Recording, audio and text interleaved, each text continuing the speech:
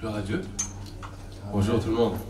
On est venu ce matin de notre Seigneur, celui qui nous a sortis de l'ombre pour nous conduire dans sa lumière merveilleuse.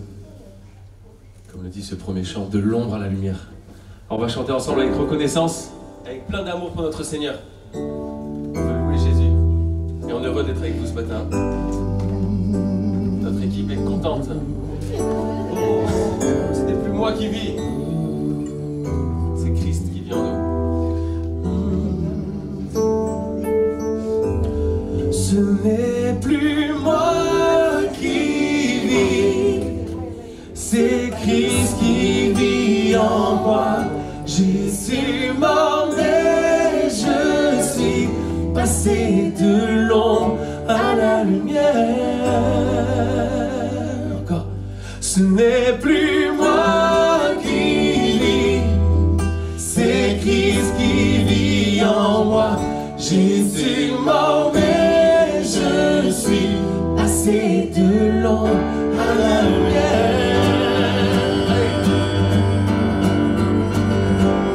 On y va, lève-toi mon âme.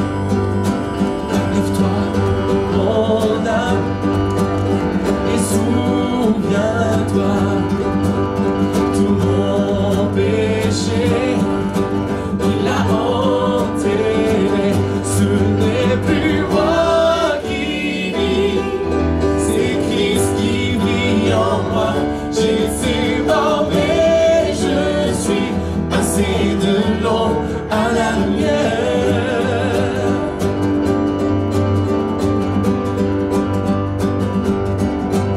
Je ne veux vanter que de la croix où mon sauveur s'est offert pour moi. En lui mes craintes n'ont aucune emprise. Donc mort, où est ta victoire? Ce n'est plus moi qui vis, c'est Christ qui vit en moi. J'étais mort mais je suis passé de l'ombre à la lumière.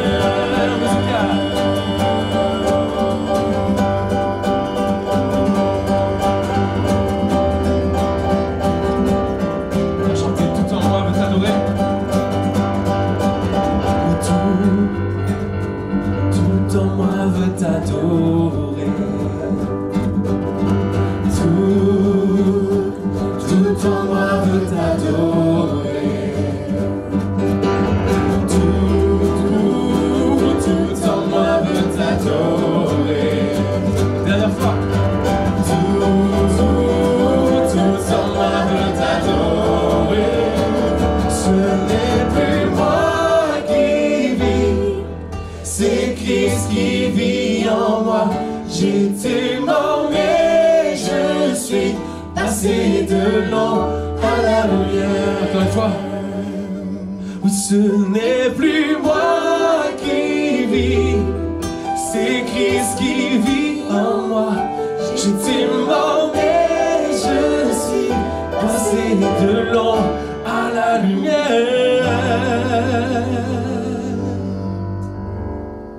Il y a quelques semaines, on a commencé à apprendre un chant qui élève le nom de notre Seigneur. Et aujourd'hui, on veut continuer à l'apprendre, à le répéter. On veut bénir l'Éternel. Amen. Que tout notre cœur, que tous ceux qui respirent, que tous ceux qui vivent, louent son nom. Que notre Seigneur en est digne. Je louerai l'Éternel, je louerai l'Éternel. Je louerai l'Éternel, je louerai l'Éternel. Le refrain. Bénis l'Éternel, oh mon âme. Bénis l'Éternel, oh mon âme. Encore. Bénis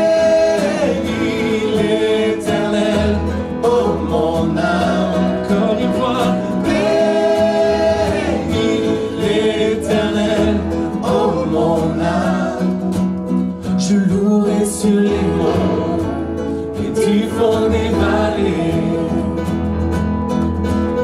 Quand je suis confiant, quand sombre ma foi, je louerai dans la crainte, dans l'insécurité. Ma louange est un fleuve qui emporte mes soucis.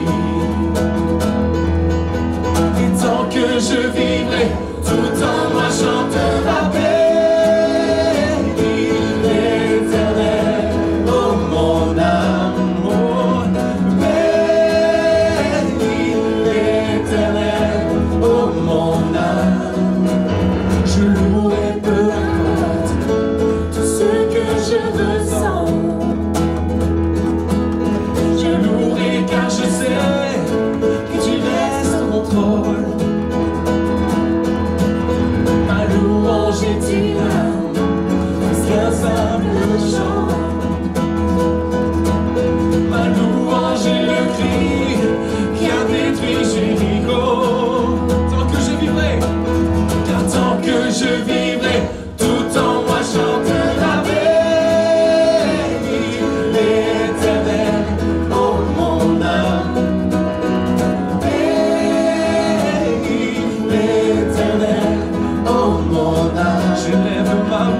J'élève ma voix, mon Dieu est vivant, rien n'arrêtera ma louange. Béni, béni l'Éternel, oh mon âme. Je louerai l'Éternel, je louerai l'Éternel. Je louerai l'Éternel, je louerai l'Éternel. Ton autorité, ta majesté. Ton autorité, ta majesté. Pour ta victoire, oh Dieu, je te louerai. Pour ta fidélité, ta sainteté. Pour ta puissance, oh Dieu, je te louerai. Pour ton autorité, ta majesté. Pour ta victoire, oh Dieu, je te louerai. Pour ta fidélité, ta sainteté. Pour ta puissance, oh Dieu, je te louerai. Oh, béni l'Éternel, oh mon âme. Béni l'Éternel, oh mon âme. Oui, béni, béni l'Éternel, oh mon âme, oh mon âme. Béni l'Éternel, oh mon âme. J'élève ma voix, mon Dieu est vivant, rien n'arrêtera ma louange. J'élève ma voix, mon Dieu est vivant, rien n'arrêtera ma louange. Béni l'Éternel, oh mon âme. Béni l'Éternel, oh mon âme. Le psaume 150. Que tous ceux qui respirent louent l'Éternel. Alors louez l'Éternel. Oh mon âme. Oh, oh. Béni l'Éternel. Oh mon âme. Que ceux qui vivent, qui respirent, louent son nom. Louent son nom. Louent son nom. Que ceux qui vivent, qui respirent, louent son nom. Louent son nom. Louent son nom. Louent son nom. Que ceux qui vivent.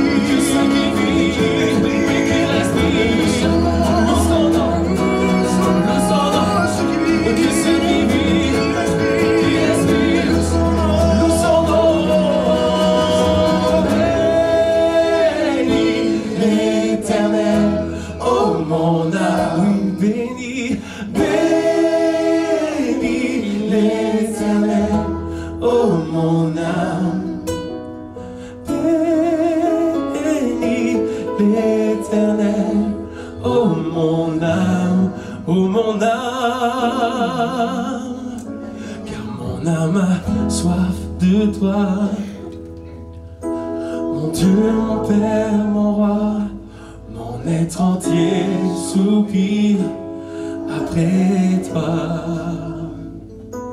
Car de ton cœur de père, la source qui désaltère, rafraîchis mon âme de toi. Reprends mon âme. Mon âme a soif de toi. Mon Dieu, mon Père, mon roi, mon être entier soupire après toi.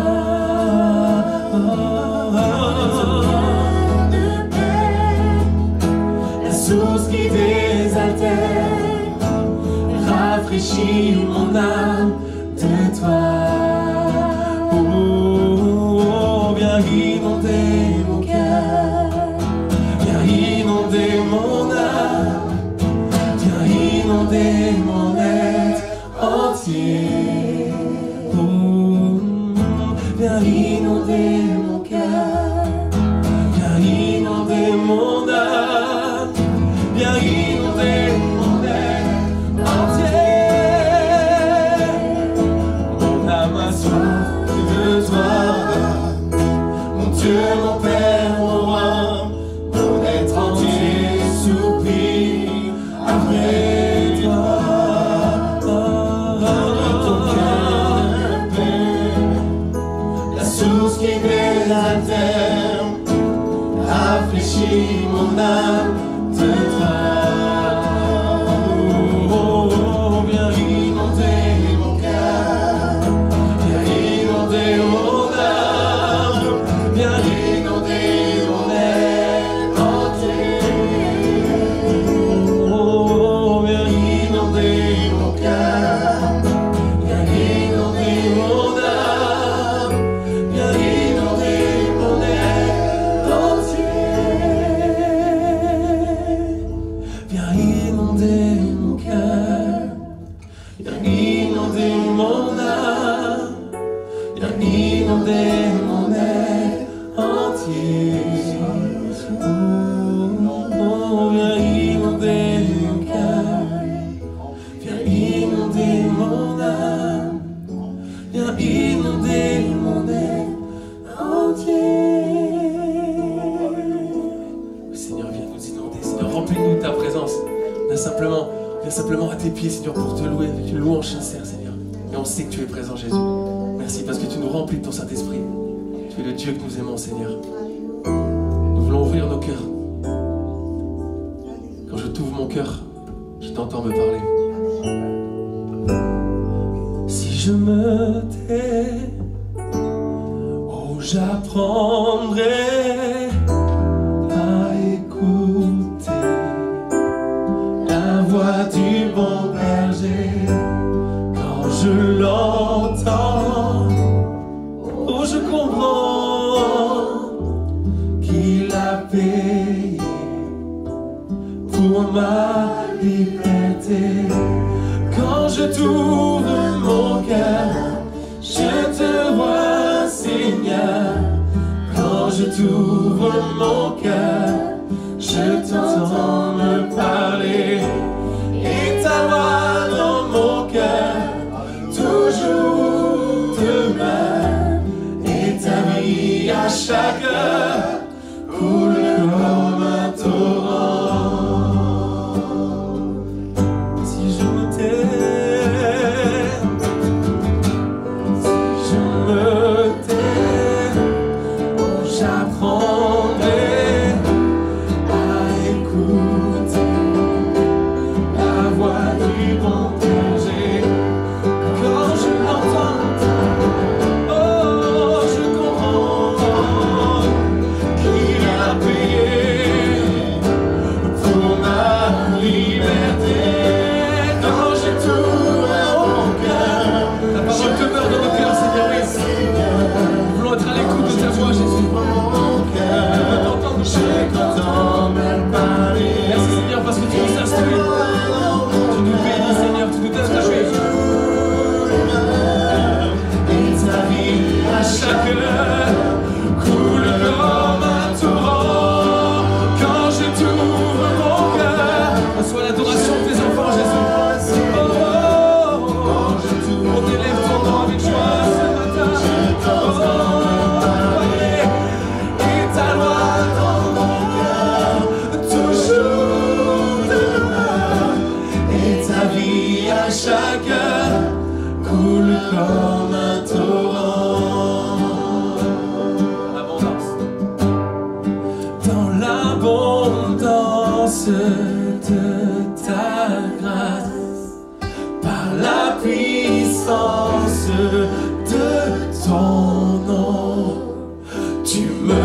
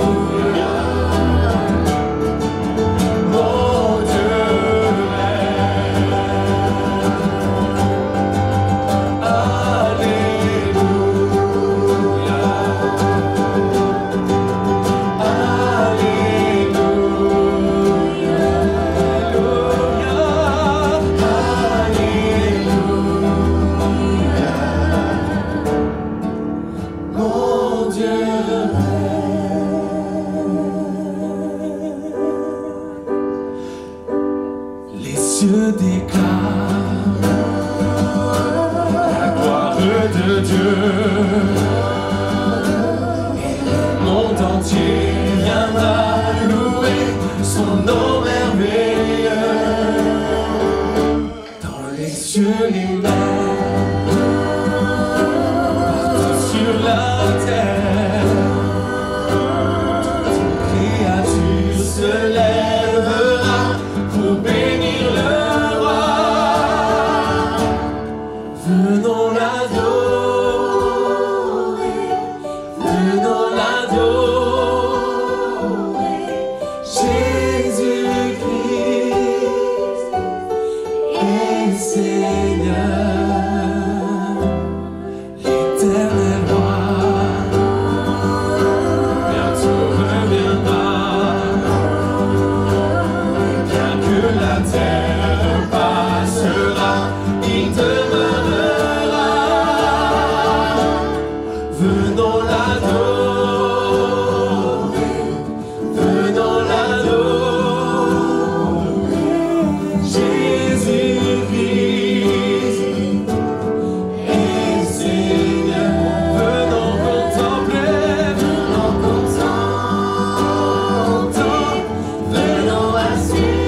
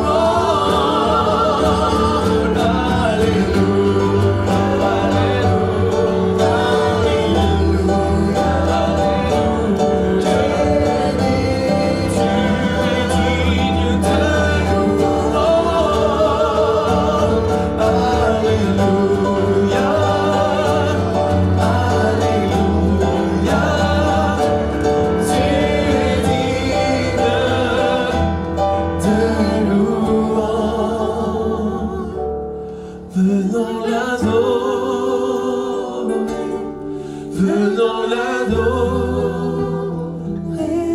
Jésus-Christ est Seigneur. Venons contempler, venons à ses pieds. Jésus-Christ est Seigneur.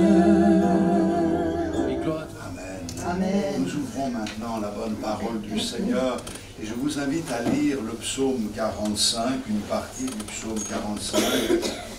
Le psaume 45. On parle beaucoup de Jésus dans bien des églises aujourd'hui, dans cette période de Noël, mais j'aimerais que nous puissions en parler d'une manière très juste, comme la Bible en parle. Jésus n'est pas le petit Jésus de la crèche, il est le Seigneur de gloire. Alléluia. Il est venu comme un simple homme. Il a donné sa vie sur la croix, mais il est ressuscité. Il est dans la gloire, il règne au siècle des siècles. Dans le psaume 45, il est dit que c'est adressé au chef des chantres sur les lys des fils de Corée. Donc ce sont les auteurs, les fils de Corée, cantiques, chants d'amour. Des paroles pleines de grâce bouillonnent dans mon cœur. Je dis, mon œuvre est pour le roi. Que ma langue soit comme la plume d'un habile écrivain. Tu es le plus beau des fils de l'homme. La grâce est répandue sur tes lèvres. C'est pourquoi Dieu t'a béni pour toujours. Vaillant guerrier, ceins ton épée, ta parure et ta gloire. Oui, ta gloire. Sois vainqueur. Monte sur ton char. Défends la vérité, la douceur et la justice, et que ta droiture se signale par de merveilleux exploits. Tes flèches sont aiguës, des peuples tomberont sous toi, elles perceront le cœur des ennemis du roi. Ton trône, ô Dieu, est à toujours, le sceptre de ton règne est un sceptre d'équité. Tu aimes la justice et tu hais la méchanceté. C'est pourquoi, ô Dieu, ton Dieu t'a oint d'une huile de joie par privilège sur tes collègues. La myrrhe, l'aloès et la casse parfument tous tes vêtements. Dans les palais d'ivoire, les instruments à cordes te réjouissent. Des filles de roi sont parmi tes bien-aimés. La reine est à ta droite, parée d'or d'Ophir. Amen.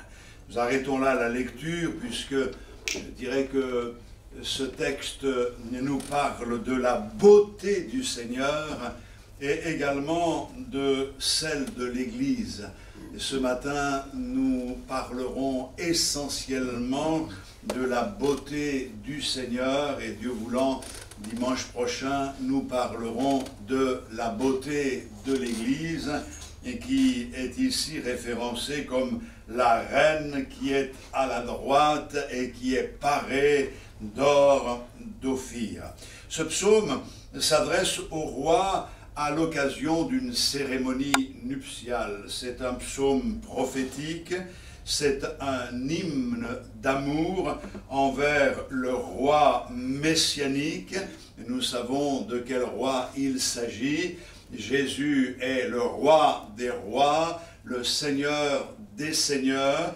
Tout pouvoir lui a été donné dans les cieux et sur la terre. On y voit deux figures essentielles donc dans ce psaume, celle de Jésus-Christ dans toute sa splendeur, dans toute sa gloire, sous les traits de ce roi Messie qui a reçu tout ce qui est nécessaire pour sauver les peuples du péché. Il est le sauveur, le libérateur, et bien sûr, comme je l'ai dit, nous y voyons également la figure de l'Église qui est parée d'or. Et ce matin, nous pouvons le dire, même si nous le répéterons, nous sommes parés d'or, revêtus d'or, et l'or représente la nature divine.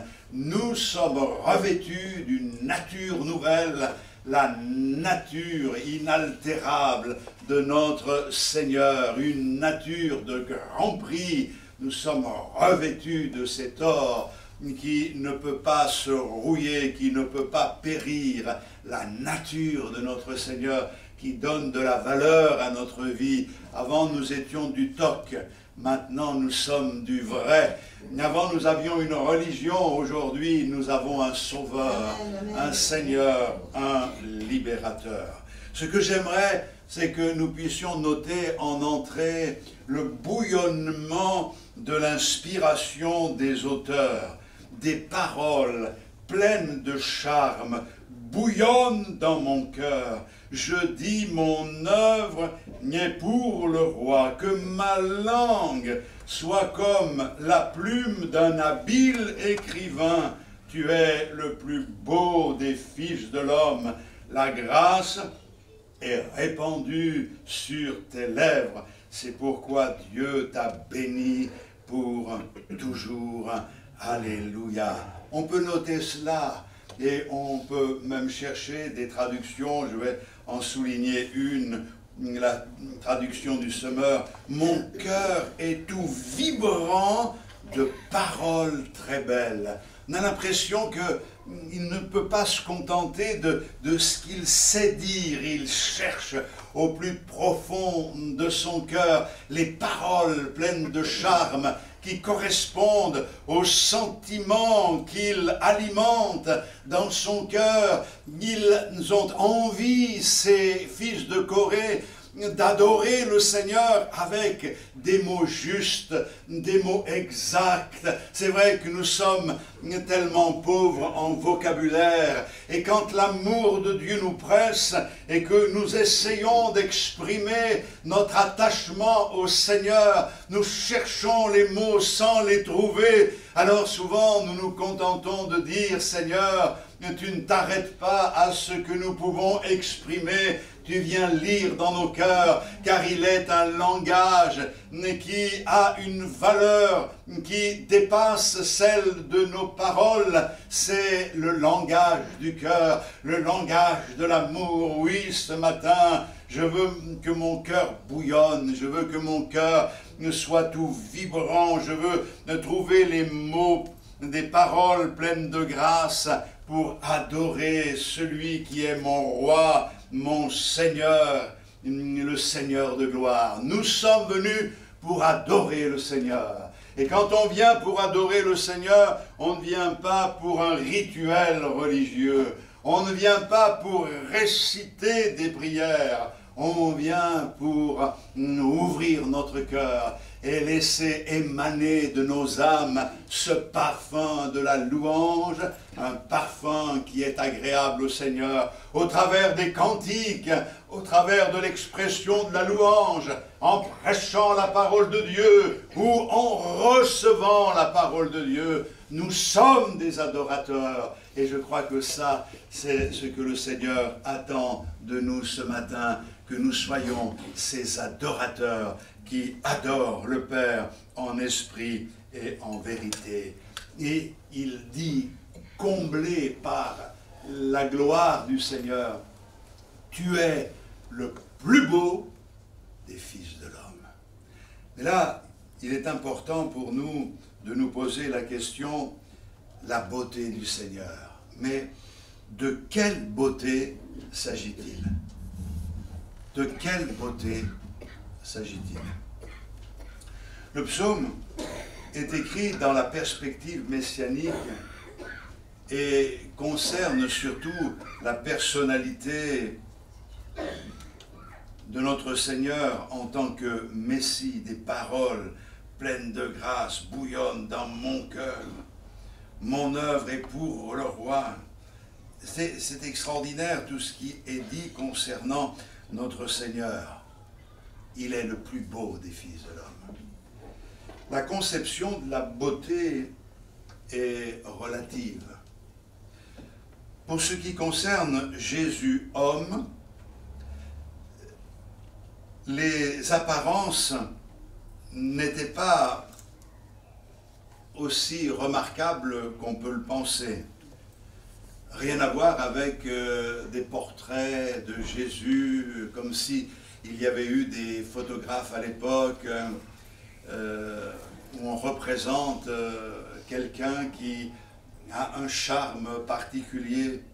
J'aimerais qu'on lise quelques versets du livre du prophète Ésaïe au chapitre 53. D'ailleurs, ça commence par ces paroles. Qui a cru à ce qui nous était annoncé? Qui a reconnu le bras de l'Éternel? Il n'y avait rien pour que l'on puisse penser que c'est quelque chose de divin qui arrivait extérieurement. Il s'est élevé devant lui comme une faible plante, comme un rejeton qui sort d'une terre desséchée. Il n'avait ni beauté, ni éclat pour attirer nos regards, et son aspect n'avait rien pour nous plaire. Méprisé et abandonné des hommes, homme de douleur et habitué à la souffrance, semblable à celui dont on détourne le regard, nous l'avons dédaigné, nous n'avons fait de lui aucun cas. La réalité est mentionnée ici, cette description fait allusion à l'apparence physique de notre Seigneur. Il est venu dans une chair semblable à la nôtre et il n'avait pas de traits de beauté particuliers, il n'avait pas de charme particulier et c'est volontairement qu'il a voulu cela puisqu'il est le créateur de toutes choses. Il n'a pas voulu qu'on le suive parce qu'il avait de grands yeux bleus, parce qu'il avait un charme particulier.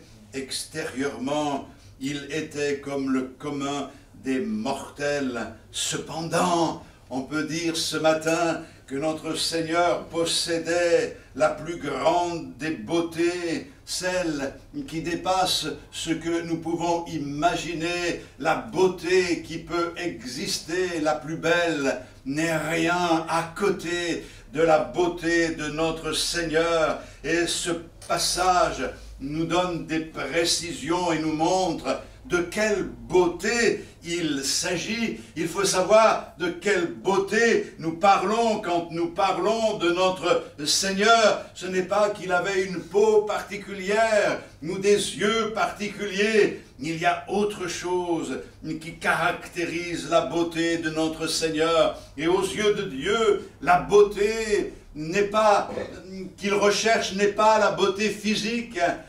Si vous êtes beau, tant mieux pour vous. C'est bien comme cela. Dieu fait des choses belles. Mais même si vous vous sentez moche, et si vous êtes moche, eh bien, c'est pas bien grave. Vous pouvez être beau parce que la beauté que le Seigneur recherche n'est pas cette beauté extérieure. Il vaut mieux être moche et beau aux yeux de Dieu que de se sentir beau, de se mirer dans la glace et de se dire « je m'aime ». Que je suis beau. Certains font ainsi, j'exagère peut-être un peu, mais j'en ai connu et qui étaient comme cela, et c'est quelque chose de terrible. La beauté de Jésus concerne la noblesse de son caractère à tous les niveaux, son comportement, ses attitudes, ses réactions, son enseignement, toutes les paroles qui sortent de sa bouche sont pleines de charme. Il y a quelque chose d'extraordinaire dans la personne de Jésus. C'est la classe à l'état pur. Et ça, il faut le souligner ce matin. Il n'y a aucune impureté, aucune saleté, aucune mauvaise marque sur la personne de notre Seigneur. Il est vraiment le plus beau des fils de l'homme. D'ailleurs, nous avons quelquefois des façons de nous exprimer. Moi, je sais que quand je vais prêcher la parole de Dieu chez nos frères et sœurs gitans, et des fois je dis des choses et j'entends « Oh, qu'il est beau, qu'il est beau !» Ça ne veut pas dire que d'un coup il me trouve charmant. Ça veut dire qu'il y a dans ce que j'exprime quelque chose qui les amène à dire qu'il est beau. Qu'il est beau, regardez, il ne vieillit pas, il est beau, mais pas dans le sens, il y a de la fraîcheur en lui, il y a ce dynamisme encore en lui, qui se traduit par cette expression qu'il est beau. Oh, que le Seigneur puisse dire de chacun de nous qu'il est beau. Qu'il est beau mon fils, qu'elle est belle ma fille, qu'ils sont beaux ces adorateurs.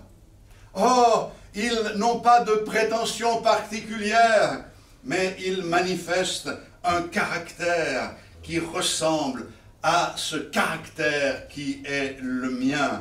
Je vais revenir dans ce psaume 45 et je reviens au verset 3. « Tu es le plus beau des fils de l'homme, la grâce est répandue sur tes lèvres, c'est pourquoi Dieu t'a béni pour toujours. Vaillant guerrier, saint ton épée, ta parure et ta gloire, oui ta gloire. Sois vainqueur, monte sur ton char, défends la vérité, la douceur et la justice, et que ta droite se signale par de merveilleux exploits. Alléluia. Ces versets nous parlent de l'éternelle beauté du Seigneur en tant que Fils unique de Dieu, mais aussi de la manifestation de sa gloire. La Bible nous dit, vaillant et guerrier, saint ton épée, ta parure et ta gloire. Oui, ta gloire, sois vainqueur. Alléluia. Et il y a là des précisions qui nous sont données, qui sont formidables, car le psalmiste est en train de faire référence à la manifestation de la gloire de notre Seigneur qui est à venir. Lorsque Jésus est venu la première fois, il est venu comme un simple homme, il est venu comme un agneau, il s'est laissé faire. On l'a conduit au sacrifice, là était son plan de salut. Personne ne lui a ôté la vie, il l'a offerte pour notre salut. Et c'est pour cette raison qu'en regardant les aspects de la révélation de ce Dieu qui quitte la gloire et qui vient sauver les hommes, on pourrait dire, mais il n'y a rien d'extraordinaire. Le salut peut-il venir d'un bébé qui naît dans une crèche? Non, quand même, si ça vient de Dieu, ça doit être éclatant, ça doit être beau, ça doit briller. Et on aime tout ce qui brille, on aime tout ce qui est beau aujourd'hui. Et on pense que là où il y a peut-être beaucoup d'apparat, alors Dieu est présent, Dieu se manifeste. Mais la Bible nous dit que sans mépriser les faibles commencements, Dieu sauve par un petit comme par un grand nombre. Quand le Seigneur se manifeste, c'est comme un rejeton qui sort d'une terre desséchée. Un rejeton qui sort d'une terre desséchée. Il n'a ni beauté ni éclat pour attirer les regards. Et pourtant, c'est lui qui apporte la vie et la vie éternelle. Mais la Bible me dit que celui qui est venu et qui s'est laissé faire n'en reste pas moins être le Fils de Dieu, le Roi, le Créateur de toutes choses. Souvenez-vous qu'il a donné un aperçu à quelques disciples. Ils étaient trois, Pierre, Jacques et Jean. Il les a amenés avec lui sur la montagne de la transfiguration. Et là, il s'est passé quelque chose d'extraordinaire. Le Seigneur a été transfiguré. La gloire du Seigneur est venue. Elle s'est révélée. Et il avait un visage qui resplendissait comme le soleil. Il y avait là quelque chose de magnifique, même sur lui, sur ses vêtements, tel point que Pierre a dit, on va planter une tente, on va rester là. C'est tellement extraordinaire. Mais c'était juste un aperçu. C'était pour les encourager. pour ce qu'ils allaient connaître, pour ce qu'ils allaient voir. Ils avaient besoin d'être encouragés, comme nous avons besoin de temps en temps d'être encouragés pour poursuivre la route. Mais ce qui est révélé à ce moment-là les marque. Et c'est dans la perspective de ce que dit l'Écriture. Celui qui est venu comme un simple homme reviendra dans toute sa gloire. Et la Bible nous dit, et tous les rois de la terre fermeront la bouche. Tous genoux fléchiront devant sa majesté. Et nous n'attendons pas ce jour, car ce sera trop tard. C'est maintenant que nous fléchissons le genou devant le Seigneur pour l'adorer et l'adorer de tout notre cœur. Quand nous lisons dans le livre de l'Apocalypse, nous avons cette révélation au chapitre 1er. Il est parlé des églises comme des 7 chandeliers. Et au chapitre 1er, verset 13, et au milieu des 7 chandeliers, celui qui ressemblait à un fils d'homme, vêtu d'une longue robe, ayant une ceinture d'or sur la poitrine, sa tête et ses cheveux étaient blancs comme de la laine blanche, comme de la neige, ses yeux étaient comme une flamme de feu, ses pieds étaient semblables à de l'airain ardent, comme s'il eût été embrasé dans une fournaise, et sa voix était comme le bruit de grandes eaux, etc., etc.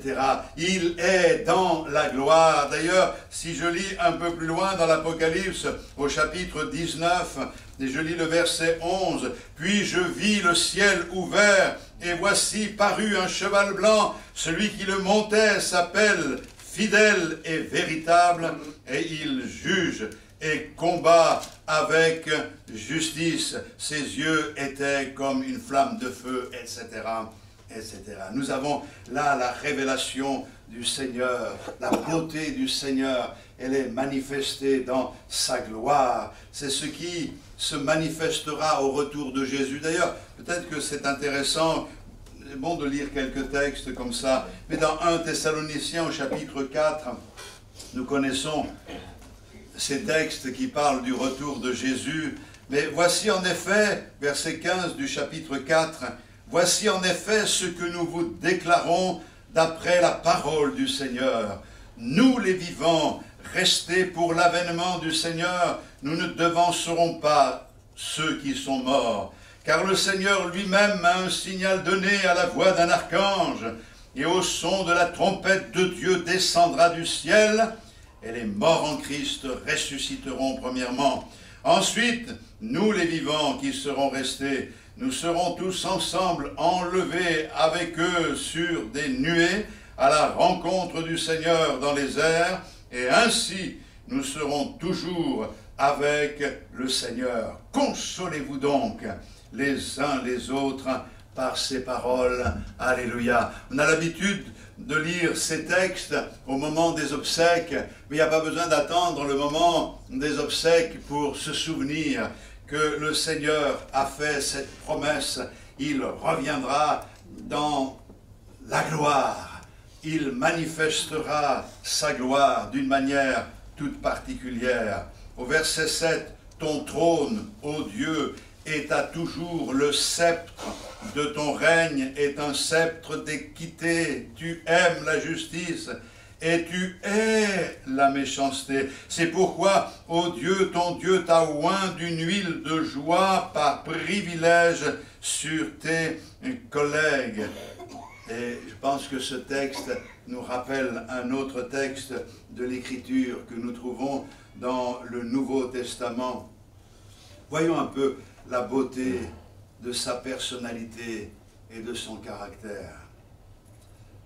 Le Seigneur est le Seigneur de gloire, il est le roi des rois.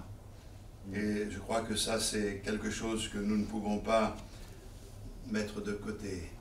Ça doit nous stimuler, nous encourager. La beauté, c'est d'abord la beauté de son onction. C'est pour cela qu'il est dit. C'est pourquoi, ô Dieu, ton Dieu t'a oint. Il est celui qui est oint, c'est-à-dire le Christ. Christ, ça veut dire loin. Messie, c'est un mot hébreu qui veut dire Machia, Makia, comme vous voulez, oint. Il est le oint. En grec, Christ, Christos, c'est celui qui est oint. Et donc, le Messie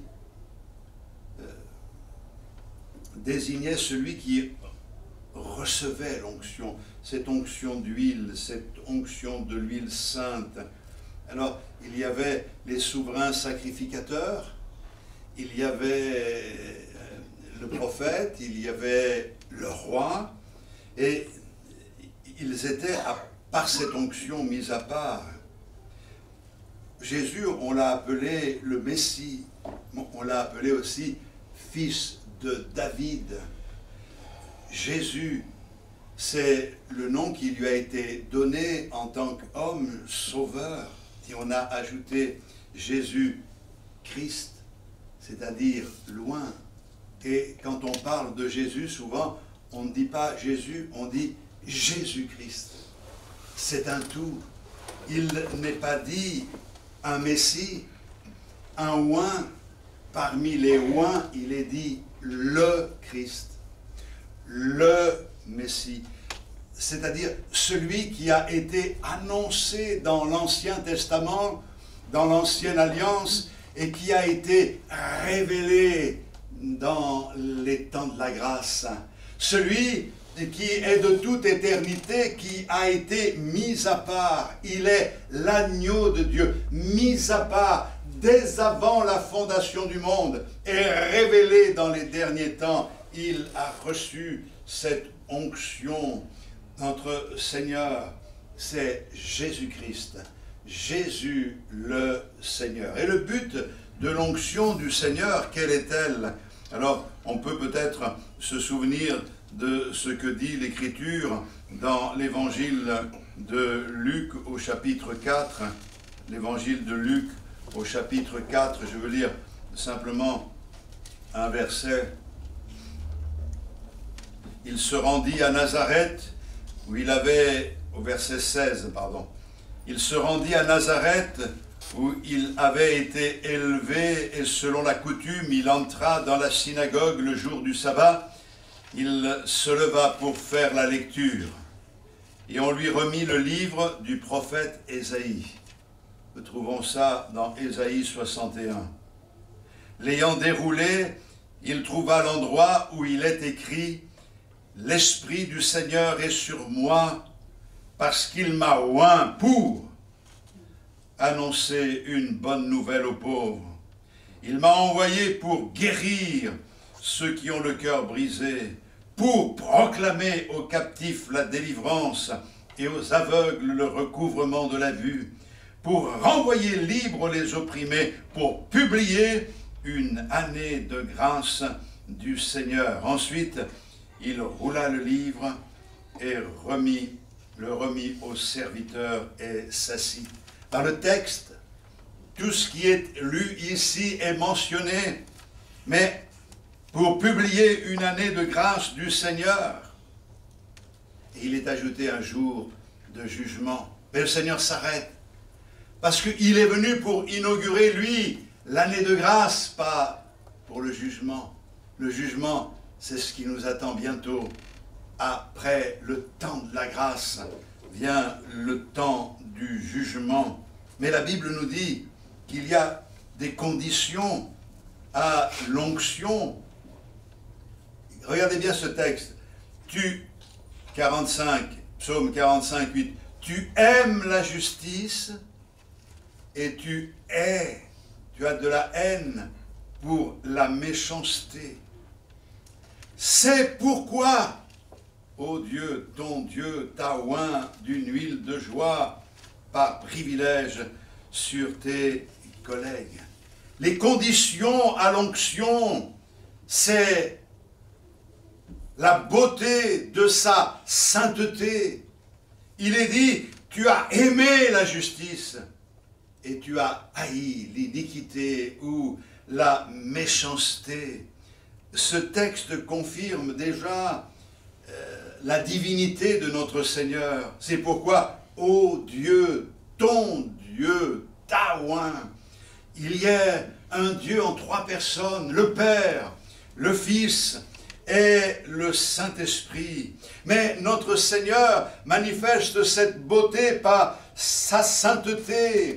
Il a été parmi les hommes, tenté comme nous pouvons l'être en toutes choses, mais il a résisté et le mal ne l'a pas atteint. La Bible nous dit qu'il a résisté aux attaques de l'adversaire. Il savait qu'il viendrait même au moment de la grande tentation. Le diable vient, mais il n'a rien en moi. Quelle victoire extraordinaire! Il a fait preuve de quelque chose de magnifique qui nous montre ce qu'est la beauté de notre Seigneur et qui attire l'onction, c'est qu'il a préféré la justice au péché. Tu aimes la justice et tu hais le péché. Tu hais la méchanceté.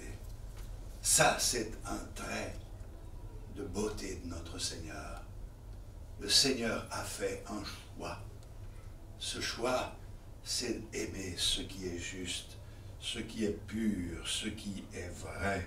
C'est pour cette raison qu'il est dit que cette huile de joie lui a été donnée par privilège sur les collègues ou sur ses égaux, comme le dit Épître aux Hébreux au chapitre 1, le verset 9, qui reprend ce texte, c'est-à-dire qu'il n'y a pas eu un autre roi sur la surface de la terre, quelqu'un qui soit semblable à notre Seigneur. Christ est le Messie par excellence. Il n'y en a point d'autre. D'ailleurs, il n'y a pas d'autre Seigneur, pas d'autre Sauveur. Il n'y a pas d'autre médiateur entre Dieu et les hommes. Jésus-Christ, homme. Alléluia. Nous avons vu tout à l'heure que l'onction était donnée aux sacrificateurs, aux rois, aux prophètes. Un sacrificateur pouvait être prophète, mais il ne pouvait pas être en même temps roi. Un roi pouvait être prophète, mais il ne pouvait pas cumuler le rôle de sacrificateur. C'était impossible. Et quand un des rois de l'Écriture a franchi la limite et a pris la place du sacrificateur, il en a payé du jugement de Dieu sur sa vie. Personne ne pouvait combiner ces trois choses. Mais Jésus, oui, il est le seul. Il est sacrificateur selon l'ordre de Melchisédek et non de Aaron, rien à voir avec la loi établie provisoirement parmi les hommes. Il est le Messie, le libérateur. Il est le prophète que nous attendions, mais il est le sacrificateur, celui qui officie, qui offre même sa vie pour nous sauver, celui qui intercède pour nous. Il est le roi. Et ce qui est important ce matin, c'est de pouvoir déclarer « Il est mon roi ». Et nous avons là la beauté des actions et des œuvres de notre Seigneur. Le Seigneur qui revient en gloire, nous en avons déjà un peu parlé il y a un instant. Il revient en gloire et la Bible nous dit ce qui se passe au verset 4. « Vaillant et guerrier, saint ton épée est apparue, et ta gloire, oui ta gloire, sois vainqueur, monte sur ton char, défends la vérité, la douceur et la justice, et que ta droiture se signale par de merveilleux exploits. Tes flèches sont aiguës, des peuples tomberont sous toi. Elles perceront le cœur des ennemis du roi. » Oui, on parle de la victoire finale de notre Seigneur, de ce qui nous attend prochainement. Lorsqu'il paraîtra, nous paraîtrons aussi. Mais ça nous parle aussi de ce qu'il a fait sur la terre. Et de ce qu'il continue à faire aujourd'hui, notre Seigneur de gloire. La Bible nous explique que notre Seigneur est un vaillant héros, un vaillant guerrier. Et bien sûr, quand il est venu sur la terre, il n'a pas combattu avec des armes humaines, et son royaume n'est pas venu de manière à frapper les regards. On n'a pas pu dire il est ici ou il est là. Mais il dit mon royaume est au-dedans de vous. Il a combattu le mensonge. Il a combattu l'iniquité. Il a combattu l'erreur. Il a combattu par sa parole. Et la parole de Dieu nous explique d'une manière extraordinaire que sous ses traits aigus, des peuples tomberont sous toi. Ces flèches perceront le cœur des ennemis du roi. Il y a d'autres façons de voir cette forme de beauté du Seigneur, à savoir que la parole du Seigneur est une parole extraordinaire. Quand il est dit « des peuples tomberont sous toi », qu'est-ce que ça veut dire pour nous dans le temps de la grâce? Eh bien, ça veut dire tout simplement tomber sous le Seigneur. C'est se placer sous son autorité, dans l'humilité, dans sa dépendance. C'est de remarquer la grâce de Dieu et de la recevoir dans notre cœur d'une manière toute particulière. La Bible nous dit que le jour de la Pentecôte, alors que Pierre prêche le message de l'Évangile, il y a une foule qui écoute et plus de 3000 se sont convertis. Et la Bible nous dit, ils eurent le cœur vivement touché. Lorsque la parole de Dieu vient, elle vise notre cœur. Cette parole pénètre notre âme, non pas pour nous faire mourir, non pas pour nous faire du mal, mais pour nous amener à tomber sous lui, sous son autorité, sous sa dépendance, pour que nous puissions dire, Seigneur, je le veux aujourd'hui, je veux vivre pour toi, je veux m'engager pour toi, je veux accomplir ta volonté, c'est toi le roi, mais tu es mon roi, mon Seigneur. Oh, qu'il est beau le Seigneur, quand il nous parle, quand il se révèle à nous, ses paroles sont pleines de charme, elles percutent nos cœurs. Un jour, nous avons entendu le message de l'Évangile et ça a touché quelque chose au plus profond de notre cœur. Et depuis que nous avons entendu cette parole, nous ne sommes plus les mêmes. Quelque chose a changé, mais chose extraordinaire, on se place volontairement sous le feu, dirait, des traits de notre Seigneur, parce qu'on a toujours besoin d'entendre sa parole, on a besoin de la recevoir. En vous parlant ce matin, mon cœur est pénétré par les flèches de cette parole et de l'amour de Dieu. Et j'ai envie de dire avec vous, oh Seigneur, on est heureux de tomber sous toi, on capitule, on ne veut plus résister, il y a trop de choses et qui sont des résistances dans ta vie et qui t'empêchent d'être au service de Dieu. Il y a trop de choses qui dans ta vie sont des obstacles parce que tu vis pour toi, pour tes intérêts, pour ton bonheur. Alors que tu as été appelé à vivre pour la gloire du roi des rois, du Seigneur des seigneurs. Alors, bien sûr, je vais arrêter là ce matin ces paroles, ces échanges concernant la parole de Dieu, mais nous aussi, comme les huissiers autrefois, qui avaient été envoyés pour piéger le Seigneur, et qui sont revenus, on les a interrogés, ils ont pu dire, jamais homme n'a parlé comme cet homme.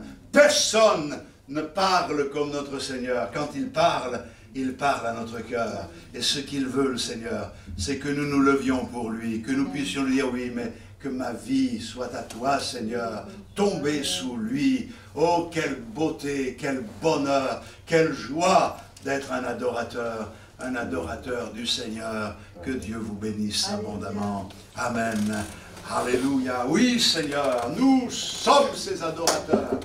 Et les mots nous manquent. Oui, oh, nous aimerions que les mots qui sortent de notre bouche soient semblables à ces mots écrits par un habile écrivain inspiré sur le moment. Seigneur, nous voulons exprimer ce que nous ressentons nous t'aimons par-dessus tout et nous sommes attachés à toi. Pardonne-nous pour toutes les fois où nous t'avons fait défaut, pour toutes les fois où nous nous sommes aimés plus que nous t'avons aimé, où nous avons aimé plus les choses d'ici-bas que nous t'avons aimé toi, Seigneur. Alors, Seigneur, que les choses rentrent dans l'ordre. Nous voulons tomber sous toi ce matin. Nous voulons te laisser vaincre nos vies. Nous voulons te laisser régner sur nos vies. Nous sommes dans cette période où tu ne feras pas les choses dans nos vies si nous ne te le permettons pas de les faire. Mais Seigneur, ce matin, nous voici, nous t'offrons nos vies. Règne sur nos cœurs, règne sur nos vies. Tu es le roi des rois, le Seigneur des seigneurs. Oh Seigneur, bénis-nous d'une manière particulière. Le roi dans sa splendeur, vêtu de majesté, la terre se réjouit, la terre se réjouit. Il est paré d'éclat, l'obscurité s'enfuit.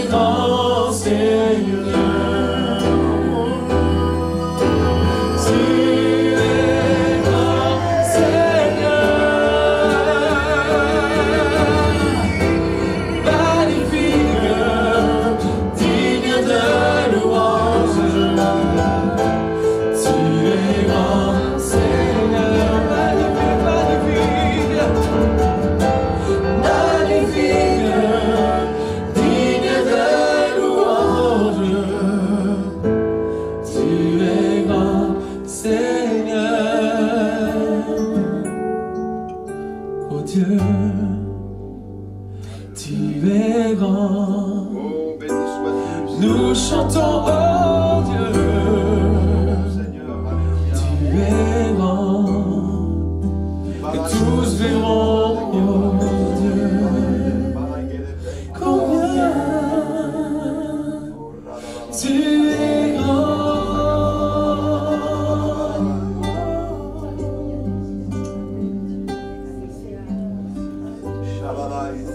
Alléluia.